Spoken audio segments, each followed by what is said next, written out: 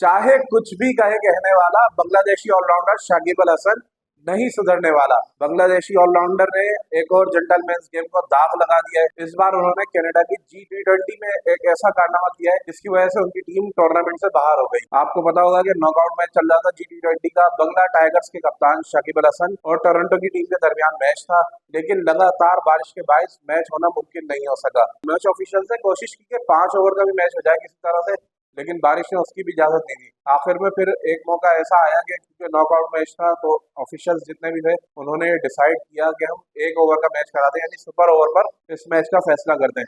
लेकिन शाकिब अल हसन अपनी जिद पर अड़ गए और टॉस करने के लिए मैदान में ही नहीं आए। उसके बाद मैच ऑफिशियल्स ने फिर दूसरी टीम के हक में फैसला दिया टोरंटो के, और इनकी टीम बाहर हो गई। वाकई दरअसल यही था कि शाकिब अल हसन जब भी अपनी जिद पर अड़ जाते हैं, कोई आना का मामला आ जाता है, तो फिर वो किसी की भी नहीं सुनते।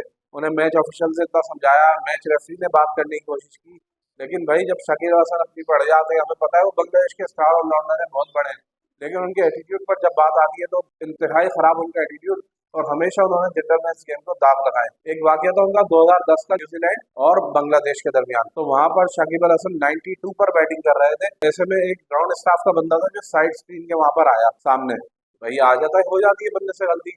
अब वो ग्राउंड स्टाफ के बंदे को शाकिब अल हसन क्रीज पर से भागे सीधा बाउंड्री लाइन तक, और वहां जाकर शाकिब अल हसन ने न सिर्फ उसको मुगल्लिजात बकी बल्कि बल्ला दिखाकर ये भी बोला, धमकी दी उसे कि मैं बैट से मारूंगा। यार आप इतने बड़े स्टेचर के क्रिकेटर हैं और आपकी हरकत है इस तरह से। श्रीलंका के खिलाफ 2018 का मैच था, वहां पे भी अंपायर से एक मिस्टेक हुई, नो बॉल के ऊपर इतनी ज्यादा बहस हुई, शाकिब अल हसन वहां पे भी इतना गुस्सा हुए, फिर ड्रेसिंग रूम में गए तो वहां पर उन्होंने तोड़फोड़ भी मचाई, जिसके बाद उन्हें आईसीसी की जाने से 25% मैच फीस का भी जुर्माना लगा। 2019 में भी आपको याद होगा शाकिब अल हसन पर इल्जाम था कि उनसे किसी बुकी ने राब्ता किया और वो उन्होंने आईसीसी को आगाह नहीं किया। 2 साल की पाबंदी लगी, 2021 तक वो बैन रहे। 2021 में फिर आपको एक याद होगा सीन ढाका प्रीमियर लीग का, वहां पर कोई उनके बॉलर थे, उन्होंने गेंद की अंपायर ने पता नहीं आउट नहीं दिया या वाइड गलत दी, कुछ ऐसा मामला था। शाकिब अल हसन आए, अंपायर से उन्होंने बहस शुरू की, और बहस करते करते उन्होंने गुस्सा इस तरह निकाला कि तीनों स्टंप्स उखाड़े और जमीन पर दे मारे। अक्सर उनकी ऐसी वीडियोस भी आती रहती है कि वो अपने फैंस के साथ ही झगड़ जाते हैं। कुछ दिन पहले की बात है, इलेक्शन कैंपेन जब वो कर रहे थे, वहां पे भी उन्होंने अपने फैन को थप्पड़ मारा। 2023 के वर्ल्ड कप में भी आपको याद होगा टाइम आउट का उनका जो पूरा तनाजा था। हालांकि वो अपील उनकी दुरुस्त थी, लेकिन जेंटलमैन गेम में आई थिंक ये सब चीजें जो है आपको सूट नहीं करती। तो भाई शाकिब अल हसन जितने बड़े स्ट्रेचर के क्रिकेटर हैं, उनको अब क्या अवॉइड करेंगे, अब तो अपने करियर के एंड की तरफ है, और इस वक्त वो पाकिस्तान में मौजूद है। उम्मीद करते हैं कि वो यहाँ पर कोई इस तरह की बवाल ना मचाए जिस तरह वो अभी करके आ रहे हैं। मेहमान टीम ने भी लाहौर में आज से प्रैक्टिस का उनका आगाज हो जाएगा। इनके 6 खिलाड़ी जो है बांग्लादेश ए के लिए नुमाइंदगी कर रहे हो पाकिस्तान शाहीन्स के खिलाफ, तो अच्छी खासी उनको एक प्रैक्टिस भी मिल जाएगी यहाँ पर 2 टेस्ट मैचों की सीरीज के होने से पहले, क्योंकि सीरीज का आगाज 21 से होना है। तो उम्मीद करते हैं यहाँ पर वो इस तरह की कोई ना कोई मिस्टेक ना करे, इस तरह के कोई मामला ना करे, अच्छा एक दौरा रहे, यादगार रहे। दूसरी बात यह है कि पीसीबी ने कराची में होने वाले टेस्ट मैच के लिए दूसरा टेस्ट 30 अगस्त से शुरू होना है, उसकी टिकटों की फरोख्त मुअत्तल कर दी है, और जिन्होंने अब तक टिकट खरीद भी लिया उनको वापस देने का फैसला कर लिया।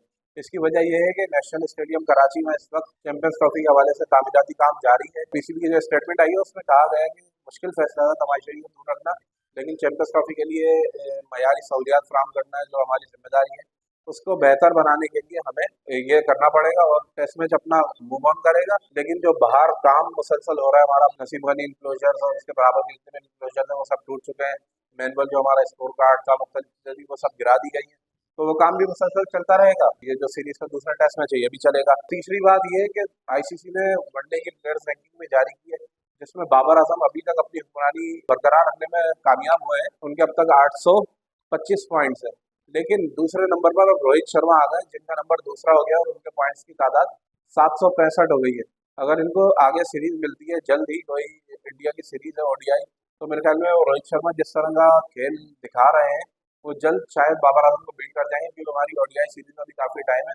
हमें अब ऑस्ट्रेलिया के खिलाफ हमें ओडीआई सीरीज खेलनी है अभी, लेकिन उसमें टाइम है। रोहित शर्मा 765 रेटिंग पॉइंट के साथ दूसरे पे, शुभमन गिल तीसरे नंबर पर है, चौथे नंबर पर विराट कोहली है। बॉलर्स की रैंकिंग की बात करें तो शाहिन शाह अफरीदी को बिना खेले ही तरक्की मिल गई है, वो 9वें से 7वीं पोजीशन पर आ गए, क्योंकि जो ऊपर के खिलाड़ी थे बॉलर्स रैंकिंग में उनकी कारकर्दगी कोई इतनी खास नहीं रही, इसलिए शाहिन शाह अफरीदी प्रमोट हो गए। अगली वीडियो में मुलाकात होती है, तब तक लाइक शेयर एंड सब्सक्राइब।